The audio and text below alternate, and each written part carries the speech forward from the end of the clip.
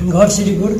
म यहाँको नगरपालिकाको वडा अध्यक्षलाई नमस्कार गर्दै उप वडा अध्यक्षलाई यहाँ जति उपस्थिति भएको वडा उपमेयर साहब यहाँ जति उपस्थिति भएको वडा अध्यक्ष यहाँ सिप विकास कार्यक्रम अन्तर्गत मिथिला पेन्टिङ सम्बन्धी 7 दिने तालिम जति उपस्थिति भएको सबैलाई मतलब मेरो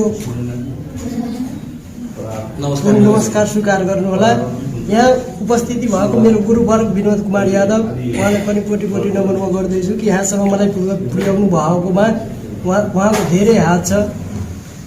आज भोलि हाम्रो गाउँघरमा कि मतलब कतिपय विद्यार्थीहरू मतलब सबै थोक पाएर जस्तै सबै थोक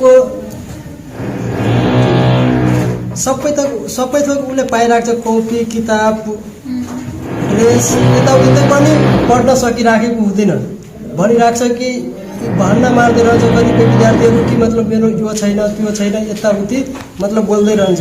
तर त्यस्तो होइन कि जब सपना साँचो हुन्छ नि त्यो मतलब आफू पनि चाहे जहाँ मतलब काम गरेर जे गर्नु परोस् जेमा काम गर्नु पर्छ चाहे बिल्डिङमा होटलमा यताउति जब सपना साँचो छ नि आफ्नो आमा बुवाको आफ्नो गुरुको नाम यदि रोशन गर्नु छ नि त मतलब हुन्छ सक्सेस हुन्छ।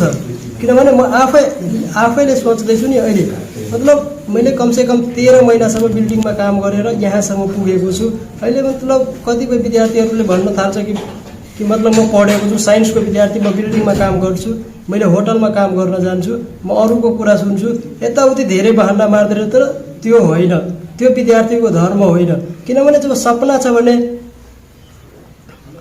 भने नि मतलब त्यसलाई सक्सेस गर्नुपर्छ। त्यसलाई जसरी भए पनि चाहे भिख मागेर होस् जे मागेर होस् नि। के छ केपी ओलीलाई तपाईको सन्देश?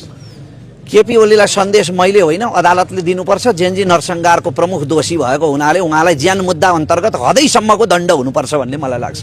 के छ केपी ओलीलाई तपाईको सन्देश?